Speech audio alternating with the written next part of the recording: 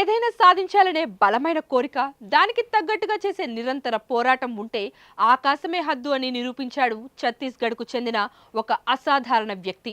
ఈరోజు మనం చెప్పుకోబోయేది 2025 civil services ఫలితాల్లో 946వ ర్యాంక్ సాధించిన సంజయ్ దహారియా స్ఫూర్తిదాయక ప్రయాణం గురించి. సాధారణంగా సివిల్స్ అంటేనే కష్టంతో కూడుకున్న పని.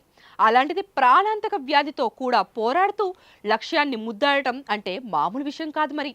మహాసముంద్ జిల్లా బెల్టుక్రీ అనే కుగ్రామంలో ఒక వ్యవసాయ కుటుంబంలో జన్మించారు ఇతను.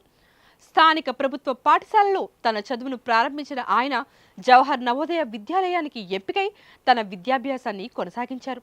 చదువు పూర్తయ్యాక 2009లో స్టేట్ బ్యాంక్ ఆఫ్ ఇండియాలో ఉద్యోగం సంపాదించి బెంగాల్లోనే పనిచేశారు. అయితే మనసులో ఎక్కడో ఒక చిన్న అసంతృప్తి అయితే ఉండేది. సమాజానికి ఇంకా ఎంతో మేలు చేయాలనే తపనతో తనకున్న మంచి బ్యాంక్ ఉద్యోగానికి కూడా రాజీనామా చేసి సివిల్స్ వైపు అడుగులు వేశారు సంజయ్. అయితే సంజయ్ ప్రయాణం అనుకున్నంత సులభంగా సాగలేదు. ఎందుకంటే మొదటి 2 ప్రయత్నాల్లో వైఫల్యం ఎదురైంది. అదే సమయంలో 2012లో ఆయన జీవితంలో ఒక పెద్ద విపత్తు వచ్చి పడింది.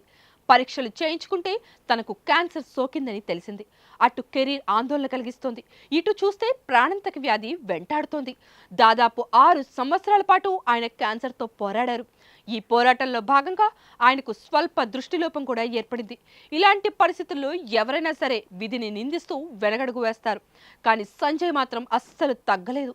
కుటుంబ పోషణ కోసం రాయ్పూర్ బ్యాంకులో, ఆ తర్వాత పోస్ట్ ఆఫీస్లో కూడా పనిచేశారు. కానీ సివిల్స్ లక్ష్యం మాత్రం ఆయన కళ్ళ ముందే ఉండేది. 6 ఏళ్ల క్యాన్సర్ బాధను దిగమింగుతూ శారీరక ఇబ్బందులను తన పట్టుదల ముందు ఓడిపోయేలా చేశారు.